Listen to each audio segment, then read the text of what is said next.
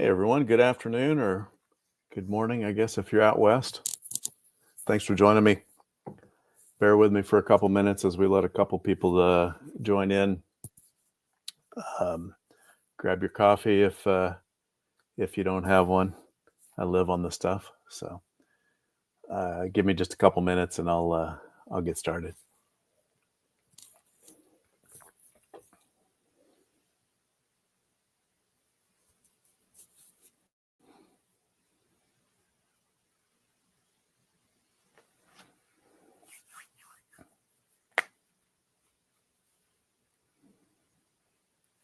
Give it about 30 more seconds. I'll go ahead and get started. It's going to be recorded, so anybody who comes on late, we can get them a copy of it. I need some of that fancy podcast guy music in the background, don't I? This is only my second attempt at this, so please bear with me as this is still a work in progress, clearly. So I'm going to roll into it, though. I'm going to get started. If people are late, they're late. Jump on in, and I'm good with that. So what we're going to talk about today is, as you can tell, I'm sure from the invite, I'm the franchise guy. And many moons ago, I was the mortgage guy. So we're gonna talk about how I made that transition from mortgages into my own franchises, and how I help people do that today, and why it could potentially be a great opportunity for somebody with that mortgage broker or banking experience to move into starting their own business. So what we're going to hit on, we will talk about my story first. I think it's very relevant. We'll talk about why mortgage professionals, whether you're in operations or on the origination side, have potential to be very successful franchise owners. And we'll talk about starting a business. What does that look like more in general terms? We will compare, starting it with a franchise versus doing it on your own as well. And then probably spend most of the time on these next couple pieces, which is franchise operating models. In that space, we're going to get into, do you, do you go full time? Is this a clean break? And we'll talk about, why that might be happening in the industry. Or do you, keep your job? There's investment models that we might want to look at. Then we'll talk about that process, finding the right one that's available in your neighborhood, in your community for you to get involved with, and of course talk about how I can help you as we wrap that up. So with that, let's keep moving. And again, anybody who's joining us late, I literally just got started trying to keep on time, and you really didn't miss anything yet. All right. Who is that franchise guy? Who am I? So if you really want to know, you can get, LinkedIn hashtag or /, that franchise guy. Don't search for John Anderson. There's like 1,000 of us, maybe 10,000 of us on LinkedIn. So if you go on LinkedIn, hashtag, I said it again, / that franchise guy, you're going to find me. You will find I spent a lot of time in Southern California. I graduated from USC in 1989. Shortly thereafter, found mortgage banking as my first real career. I was a loan officer, pretty much start to finish. So maybe technical term, I was mortgage broker. And exciting. I mean, I did that business for 16 years, from 1990 through, we'll say 2006, 2007, when we moved back to Oklahoma. And that was my opportunity to get into franchising. So, and yes, I am in Oklahoma. I'm in Tulsa. You'll see my background is the lake house in Grand Lake. Any of you familiar with this part of the country, or maybe watch Bassmasters, you'll see Grand Lake often on there. How I left the business. So, I think not everybody has the opportunity to make the clean break I did. We actually got out before the financial meltdown, not because I was any Nostradamus or any kind of genius. It was really luck. we had triplets in 1998, and by the time they hit about 4 or 5 years old, my wife was ready to leave the industry and leave California. And it took us about 2 years to get everything situated. We had a couple houses there we had to get sold, and obviously wrap up our mortgage careers, which is why we're here today. And so in that opportunity, as we moved here, um, it was like, well, what comes next? And so for me, this was the opportunity to take, we had a little bit of money, not a ton, but we had some money from the house we sold in California. We bought a nice home here for a lot less money on us, obviously. So we had a little left over to play with, and that was what we used as a capital. We had an SBA loan behind it, and got involved in franchising. Um, I found that the skills I developed really contributed to the success, to working with customers and clients, to working with the operations team, and managing all those pieces start to finish on getting loans completed. It just translates into so many different industries. Mine happened to be a family entertainment center, um, but it really translates into many industries. So um, I do not want to say that everything was um, came up roses, as they say. We opened our business in 2007, and we had a good start. But if you remember what happened shortly thereafter with the financial meltdown, it affected the whole economy, and and our business wasn't great then. And oh, particularly the latter half of '08 through all of '09. Um, and But we made it. The real interesting piece is looking to build an empire. I chose to open a second location in Las Vegas. We were very familiar with Las Vegas, spent a lot of time there, and thought this was a very unique opportunity to take over one that was going to close. And we did that in the fall of 2008. So if you're very familiar at all with not just the national economy, but what happened particularly in Las Vegas over those next couple of years, at one point, I think we hit 10 or 11, maybe 12% unemployment in Clark County, Nevada, where our business was in Henderson. So very tough time to be there. We managed to keep open and get it sold, but that was not without struggles. And so business is not always easy, but neither was mortgages. From 1990 through 2006, when I was doing it full time, we had several times that there was hardly any commissions to be had. In 1993, I was in Orange County, and the county filed bankruptcy. There was no transactions happening for close to 6 months. That was probably worse than any of the business challenges I've had. So it can happen.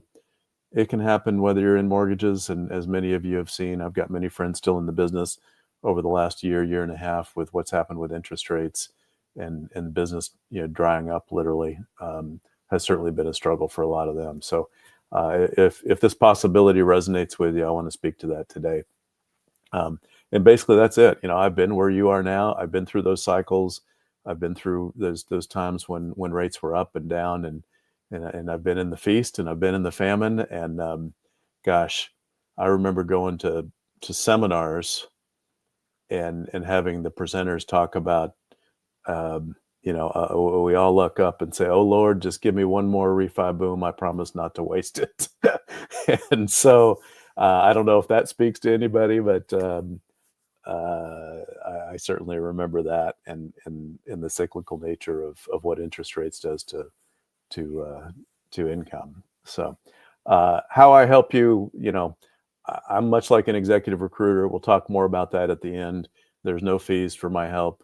I'd love to just jump on a call with anybody and get acquainted, spend 15 minutes, talk a little bit more about what I do and your goals and aspirations, and just see if there's a potential fit for us to work together and for me to help you. So that's who I am, and why perhaps my expertise is particularly relevant for somebody who's coming out of mortgage banking and considering a next career move as as a business startup through franchising. So let's talk a little bit about why those skills I think are so relevant. So, you obviously have two very different personality types, from your originators or loan officers to your operations people, whether they're in underwriting or funding or your loan processing team. So, but both skill sets are very adaptable to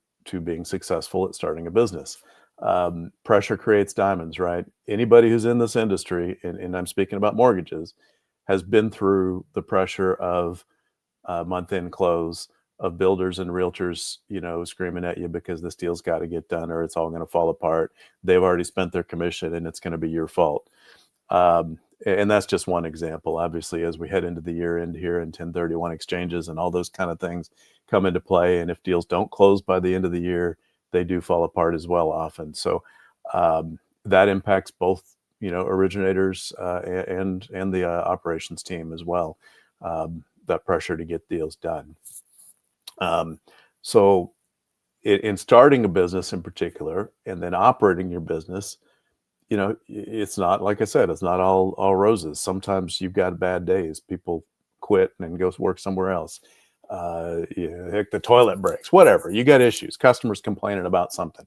Um, and you got to deal with them. And so that ability to go, wow, well, that's nothing compared to what it was to manage client relationships that are potentially going to fail if I don't get this deal done. So those that skill that you have to get comfortable with is huge. The other thing is the personal skills.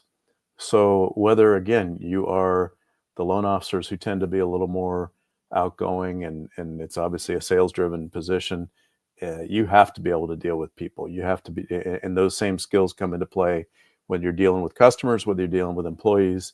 From my experience, that being in that place where I had to work with my loan processing team, and I wasn't their only LO. There was multiples, right? So I've got to balance my needs against everybody else. I've got to push without being too pushy, and be able to build that relationship. On the operations side, you've got you've got to be able to communicate, whether you're talking to the loan officers or the underwriters, or you're dealing with appraisers or whoever. You've got to be able to communicate and talk to people. And that's all running a business is ultimately is going to come down to, can you talk to people effectively? Can you lead people, particularly your employees? And are you comfortable in a setting where you might be talking to a $12 an hour employee on one hand, or a higher end manager or a customer? Maybe your business revolves around having to sit in front of the CEO of a business.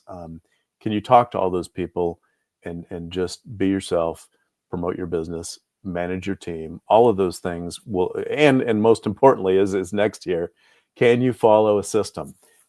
If you do get into researching franchising, you're going to hear that over and over and over. The two words, process and system, essentially used interchangeably, but it's franchises work because you're repeating a system and a process that worked in Los Angeles, it worked in New York, Chicago, Houston, Atlanta, Las Vegas, Tulsa, where I am, wherever it's worked. Now you're repeating that same process over. Don't reinvent the wheel. Can you plug in and follow a process? This is where the operations people are really, really good, because you're given a process, underwriters in particular, given a process, you have to follow it. There is no, recreating the wheel there. You've got to follow the agency guidelines. You got to follow your company's process for getting the loan start to finish. So now, can you do this? I'm going to tell 90% of you that I would talk to after 20 or 30 minutes, I can tell you if you can potentially do this or not. There are certain people, if you just are not comfortable getting out and being with people, managing people for any reason, that could present a problem, or it'd be very, very limited opportunities that we could pencil you into. But there really isn't many. I mean, I didn't come across in 16 years hardly anybody in mortgages that fit that. right? So I'm going to tell you, high likelihood anybody who's listening to this or watching this has the potential to be able to do this. Um, it does take some confidence. There is a risk. Obviously, you're putting money into it. You're changing up your life. There's going to be a ramp up period where you may not have a lot of income coming in, and you got to get that business off the ground and growing. And it might be 12, 14 hours a day periodically in those first few months. Um, but the light is at the end of the tunnel. And if you're successful with this, you then get in a position where you have your team built, your foundation built, and you can come and go as needed because the business runs whether you're there or not. And that's the goal of every entrepreneur, right? Um, and most people I talk to, they're looking for that control and that freedom way more than they're looking for some additional income. Of course, finances, wealth building are all great reasons to start a business, but ultimately having that control of your time is really a huge piece. So, how I ultimately got over it after several months of researching different brands and getting to the point where I even visited our home office in Phoenix of the brand that I ultimately joined and signed on with was I looked at the people who were already doing it. As part of this process, you get to talk to franchisees in the system who are already doing what you want to do. I looked at them, their backgrounds, talked to them, of course, their backgrounds, and what they did every day and how they were going about it. And I knew there was no way that if and take this the right way, maybe it's my ego speaking a little bit here, but I looked at them and just thought, you know what, I'm as good as they are. If they can do this, I can do it, and I know I can be successful with it. And I coach people all the time on taking that same approach. So let's move on. I was hoping to keep this to under 30 minutes, so I need to move through this a little bit. So business mindset. So being successful in your own business really starts with the mindset of waking up every morning. I'm excited. I'm hitting the ground running, and I'm going to do whatever it takes today to advance my business. In the franchise world, they're going to help you build a business plan. You're going to plug into their model, and you're going to go out and execute. So you'll have some idea of what you need to do every day. Most franchises will have a coach you'll talk to on a weekly or monthly basis, and they're going to help you with action plans for that period of time. But to be successful, you cannot get to a place where you don't want to get out of bed every day. It's too much for you. You've got to have that mindset of I'm going to do whatever it takes to get this done today.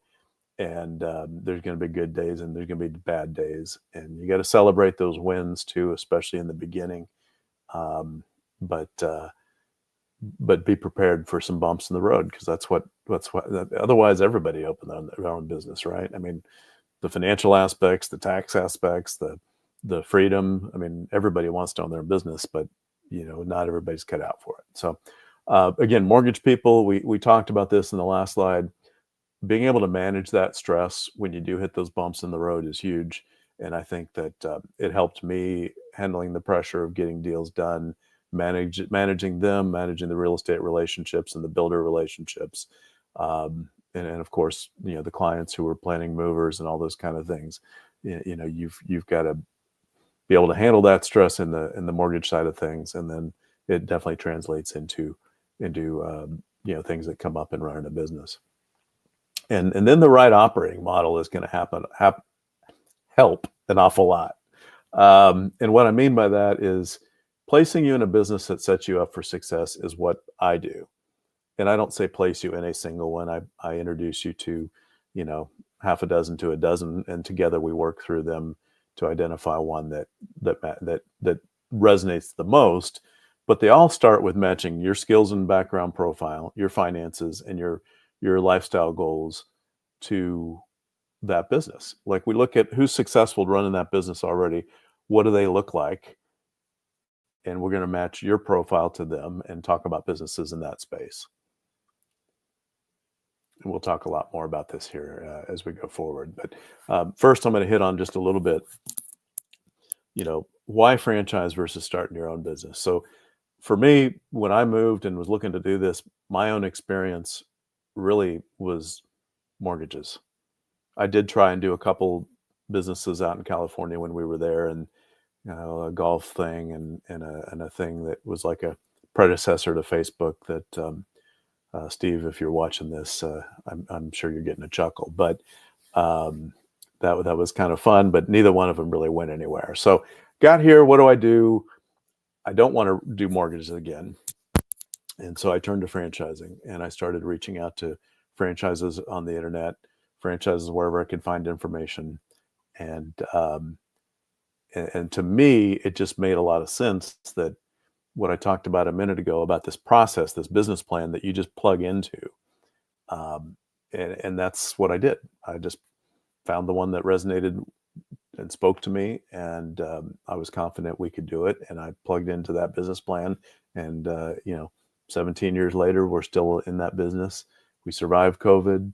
It's exciting to be able to do that and say that. So, franchises are going to provide you that business in a box, that business plan. But more than that, they are going to give you the tools to be successful in the training. So all businesses require some sort of customer relationship management, CRM, your database. They're going to need a POS, point of sale system. You're going to need your payroll and your accounting and all that. So most of them, they may be different modules, but that technology all speaks together, and they set you up with that. Your marketing is, and how you get clients and customers is going to be done for you. Where do you find employees, and how do you find the right employees? That coaching is there. So and so you're getting the startup training, but you're also getting coaching going well beyond the day you open your doors. And the last thing I'll touch on there is the peer-to-peer network. So one of the most important and most valuable things to me about franchising was the relationships I had with a good friend in Sacramento, who, she and I went through, well, what we call Discovery Day at the same time. About 10 months, 10 months later, went through our training together, and both opened. I think she and her husband opened maybe a month or two before my wife and I opened our Bounce U location. So we then spoke, I don't know, once a month, a couple times a month, about issues and problems and challenges. I had friends in North Carolina, Atlanta. I mean, that's just a few off the top of my head, even there in Phoenix at the home office. So um, lots of that peer-to-peer support, people doing the same thing you're doing every day, but you're not competition. And the ideas flow, and the support flows very freely. So. All right, let's talk a little bit about the operating models piece, because that is equally as important. When you start looking at, I want to do this, John, but I just don't know how. Well, first thing, get on my calendar, call me, whatever. We'll talk about how you can get a hold of me at the end. There's a calendar link right here in the bottom right-hand corner. My LinkedIn page, my website. There's not hard to get a hold of me. So first thing, do that. But when you say, John, let's say we do get on that call, I want to do something. It's been a lifelong dream, but I don't know how to. I mean, I've got to pay my bills. We've got some strategies around that. So there's a few different ways you can go about this. The ultimate goal, though, is to become the CEO of your business. You don't want to be, if it's a maid's business, cleaning toilets. If you're making burgers, you don't want to be on fries. If you're, if it's a sign company, you're not in the back making the signs or anything like that, or installing them. You're the CEO of the business. Yeah, you're the face of it. You might be doing some selling early on if the business requires it, whether customers walk in your front door, or if it's a painting company or something and you need to go. Part of that is sitting in the customer's home and talking to them about your business. You absolutely may do a little of that the first 6 months. You need to know what happens and what your people are doing to be able to coach them and help them grow and help them be effective at their jobs. But the reality is, over time, you want to become to that CEO role. How do you get there? Number one is the clean break, right? You go, all right, I'm all in on day one. You go through training. Maybe you keep your job, but you go through training. You get, if it's a physical location, you get the construction part done, all of that. As you're getting ready to open, At that point, you would leave your job and you just go all in on the business out of the gate. That's going to be the fastest way to grow the business, but there is going to be a period of time where you don't make any money. There's no income coming in. How do you fix that? Well, either you've got extra savings or you overfund through the SBA loan a salary for yourself. So we can talk about what that looks like, but there are ways to do that, to manage that gap and make that happen. Um, the other option is what we call an executive model, this manage the manager kind of idea, or semi-active. Sometimes you'll hear semi-absentee or semi-passive. And and those two really are just a matter of scale. So the manage the manager, where you're going to keep your job for a period of time, get it off the ground, and ultimately transition out of your job into this business, probably still managing the manager. It just takes a little bit more capital because you got to pay somebody a little higher quality than you would if you were there. And you need probably 10 to 20 hours a week, depending on the brand. They're all going to have their idea of what works. Semi-active or semi-passive gets now down to more of a 5 to 7 hours a week. So the other business we've gotten involved with personally is hair salons. The beauty industry is pretty well known for having that model established. So in the hair business, you're going to have a salon manager running it, and you're involved maybe 5 hours a week. That's really more of that semi-active, semi-passive, and you could keep your job indefinitely. Carve out your 5 hours a week, maybe occasionally 10, where you're providing the vision and the company culture. Probably paying the bills. I wouldn't give my manager the checkbook, but you're not really involved in the day-to-day. The manage the manager or the executive model, you're going to be a little more involved day-to-day. You're just doing that maybe off hours or around your current job, so you can keep working for a period of time. So those are the trade-offs. I kind of hit on them there. I mean, it's going to take you longer to scale a business if you're working full-time at a job. If you're not in the business 40, 50 hours a week, it's probably not going to get off the ground. Nobody's ever going to be as good as you are. I've got stories around learning that in my first few years in business and getting to a place where I was comfortable letting somebody else be 80 or 90% as good as I was, so I didn't have to be there all the time. How to scale these businesses, this is going to depend a lot on the nature of it. Do you get your first one open and add second, third, fourth locations? Or is it something more like, if it's maid services or a sign company or a painting company or senior care company or something like that? Often you can do it out of a single office with never adding additional infrastructure, just expanding a little bit wider the territory that you cover. And there's some investment to that, but it's just franchise fees. It's not like you have to have a second office or anything. So we certainly talk about that in our process. What are your goals? Where do you want to be 5, 10 years from now? And let's figure out how to get you there. And that's a lot of what I do in my process before we even get to talking to a franchise. So here we are, my process.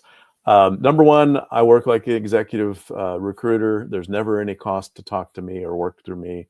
I do get paid by the franchises if you find one that we work on together and you decide to go ahead with it. So first off, it's that get acquainted I mentioned before. Down on the right-hand corner, the calendar link. You can hit me up on LinkedIn at the bottom. That's my URL on LinkedIn. And of course, through that franchise guy, it's literally John, John, at that franchise guy will get you to me on email as well. And I'm going to leave you with the contact information here in a second. But set up a meeting. Let me know you're interested, and I'll even reach back to you to set it up. Let's spend 15 or 20 minutes getting acquainted, talking about that initial consultation of your goals and where you want to be and how quickly you want to get there. I'm going to give you some educational resources on franchising. I'm going to teach you a whole lot. And then we'll decide if it makes sense to move on to the next step, which is let's create your profile, and then let's match that profile to franchises that are available in your area. A lot of that happens on the back end through me and my team. before we get back together, and we'll go through, like I said, anywhere from a half dozen to a dozen brands together to figure out what's the right 2 or 3 for you to focus on. And then from that point on, and I stole this from an associate of mine, comedian, actually in San Diego, who, if you like the comedy clubs there, maybe you'll bump into him. Anyway, he uses the analogy of being a tour guide, and that's exactly what I am. Once you hit that franchise that you want to research, I'm there to hold your hand and coach you through the process. Make sure you're asking the right questions and getting the right answers to make an educated decision. Lastly, on here, again, on my LinkedIn page, there's dozens of testimonials from people I've worked with. If you like to check on that kind of support and recommendations. So, thank you very much. I'm honored. We're right at that 30-minute mark. I started maybe a minute late, so I'm almost there. Thank you so much. I'm honored you joined me today. If you're watching this on the recording, I'm honored that you got all the way to the end, and I do appreciate it. I look forward to meeting each and every one of you, whether it's a brief conversation or even just through LinkedIn at some point in time. Resources I have for you, if you're not ready to fully engage, no problem. Ping me, hit me up. I'll send you a PDF of my book for free. If you like to have it paper or even on Kindle, you can get it on Amazon for, I think it's $4.99. But it's a great primer on mindset and then how to find a franchise for your, that fits you. Thatfranchiseguy.com I've talked about. I did not mention YouTube. I do have a YouTube channel with dozens of videos that I've created, interviews of brands and franchisees and their stories, and there's some good stuff on there. And of course, love to set up that meeting to talk to you. My calendar link is on the QR code, or you can just give me a call anytime. They're at 918-962-0506. Rings right here on my desk. Thank you again. I hope it's been helpful, and I'll see you on the next one.